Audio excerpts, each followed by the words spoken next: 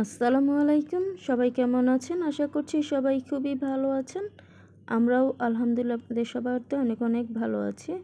তো আজকের ভিডিওটা আমি সকাল থেকেই শুরু করতেছি। তো এই যে সকালে ঘুম থেকে উঠে বারান্দায় আসলাম। তো এই যে দেখুন বারান্দায় খুব সুন্দর একটা পিঙ্ক কালারের ফুল ফুটেছে, দুবলো ফুল। তো বারান্দায় ছিলাম অনেকটা সময়, তারপর ঘরে আসলাম। তো এখন রান্না বান্নার প্রস্তুতি চলছে। তো আজকে যে কচুরমুখী রান্না করব। তো এখানে কচুরমুখীগুলোকে ছিলে ভালো করে ধুই, তারপর এটাকে গরম পানিতে, কুসুম গরম পানিতে ভিজিয়ে রেখেছি। এরপর এটাকে ভালো করে ধুয়ে নিয়েছি। এতে করে যে পিচ্ছিল ভাবটা থাকে কচুরমুখীর, তো সেই পিচ্ছিল ভাবটা কিন্তু অনেকাংশেই কমে যায়।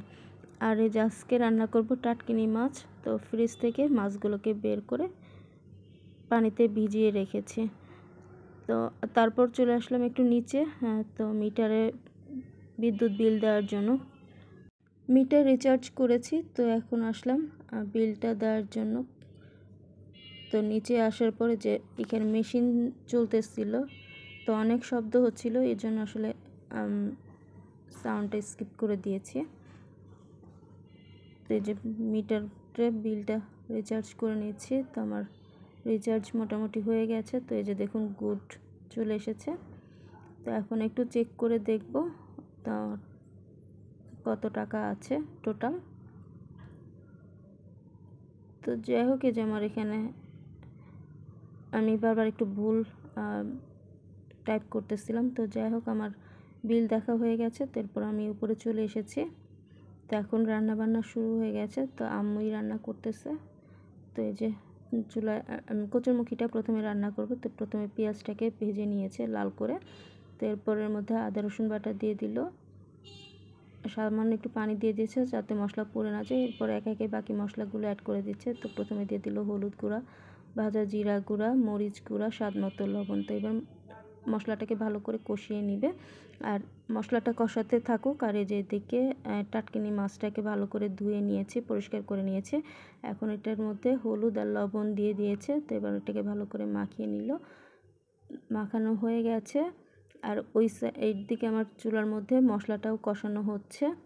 তো মশলা কষানো হয়ে গেছে। তো এখন এর মধ্যে কচুমুখিগুলো দিয়ে দিলাম। তো আজকে কচুমুখিটা শুধুই ঝোল করা হবে। তো কচুমুখিটা ভালো করে নেড়েচেড়ে এটাকে রেখে দিলাম কষানোর জন্য। তা অন্য চুলায় একটা ফ্রাই প্যান বসিয়ে দিয়েছে। আর তাতে যে টাটকিনি মাছগুলো দিয়ে দিল। তো এখন টাটকিনি মাছগুলোকে ভেজে নিবে। তো এই যে এক পাশ হলে আরেক পাশ উল্টে দিয়েছে, উল্টে পাল্টে মাছটাকে একটু ভেজে নিব। আর এই যে এদিকে আমার কচুরমুখিগুলোকেও ভালো করে কষানো হয়ে গেছে। এরপর ঝোলের জন্য পানি দিয়ে দিয়েছে। আর এই কচুরমুখিটার জন্য একটু বেশি করেই পানি দিয়েছে, কারণ এটা একটু ঝোল ঝোল খেতেই ভালো লাগে। আর এই যে এদিকে আমার মাছগুলো কিন্তু ভাজা হয়ে গেছে, একটু মুচমুচে করে ভেজে নিয়েছে। আর এইদিকে এই যে কচুমুখির তরকারিটাও কিন্তু প্রায় হয়ে এসেছে, ঝোলটাও কিন্তু অনেকটা শুকিয়ে এসেছে, আর কচুমুখিটাও কিন্তু সেদ্ধ হয়ে গেছে। তো এখন এর মধ্যে আমি কয়েকটি কাঁচামরিচ ফালি অ্যাড করে দিচ্ছি। আর কাঁচামরিচটা আপনারা যতটুকু ঝাল খাবেন তো সেই অনুপাতে অ্যাড করে দিবেন। তো কাঁচামরিচটা দিয়ে এবার একটু জাস্ট নেড়ে চেড়ে দিচ্ছি। তো এবার ঝোলটা শুকানো পর্যন্ত আরেকটু অপেক্ষা করব। আর এই যে এইদিকে আমার টাটকিনি মাছটাকে দো পেঁয়াজি করেছি তেঁতুল দিয়ে। তো মাছ ভুনাটাও প্রায় হয়ে এসেছে। আর এই যে এখানে কিন্তু আমার কচুমুখির ঝোলটা আরেকটু শুকিয়েছে। তো একদম শেষের দিকে এর মধ্যে একটু ধনেপাতা কুচি দিয়ে দিলাম। তো আমার ফ্রোজেন ধনেপাতা ছিল, তো সেটাই দিয়ে দিয়েছি। তো এবার এটাকে আরও 1 থেকে 2 মিনিটের মতো একটু রান্না করব। তো এই যে আমার রান্নাটা হয়ে গেছে। তো আমি চুলাটা অফ করে দিয়েছি। তো এই যে তৈরি হয়ে গেছে কচুমুখির ঝোল। আর কচুমুখিটা আমার খুবই পছন্দের তরকারি। তো এটা যেভাবেই রান্না করা হোক না কেন, খেতে কিন্তু খুবই ভালো লাগে। আর এই যে এখানে মাছ ভুনাটাও হয়ে গেছে। তো এই মাছ ভুনাটার মধ্যে একটু তেঁতুল দিয়ে মাছ ভুনাটা করেছি, খেতে কিন্তু অনেক মজা হয়েছিল। আর যেহেতু কচুমুখির ঝোল ছিল, তো এই জন্য আসলে আর ডাল রান্না করা হয়নি। তো এই ছিল আমাদের আজকের দুপুরবেলার খাবারের মেনু। তো আলহামদুলিল্লাহ প্রতিটা খাবারই অনেক মজা হয়েছিল। আর এটা হচ্ছে সন্ধ্যার পরে।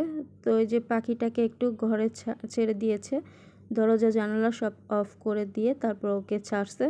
তো এই যে দেখুন সে মুক্তভাবে বিচরণ করতেছে, মনে হচ্ছে তার অনেক পরিচিত চেনা একটা বাসা। তো সব জায়গায় সে হেঁটে হেঁটে বেড়াচ্ছে নিজের মতো করে। তো দেখতে কিন্তু বেশ ভালোই লাগতেছিল। তো যাই হোক, আমি আমার ভিডিও আর বেশি দূর বাড়াচ্ছি না, এখান থেকেই বিদায় নিচ্ছি। যদি আমার ছোট্ট ভিডিওটা আপনাদের ভালো লাগে তাহলে অবশ্যই লাইক কমেন্ট শেয়ার করতে ভুলবেন না। তাহলে আজকে এই পর্যন্তই, সবাই ভালো থাকবেন, আল্লাহ হাফেজ।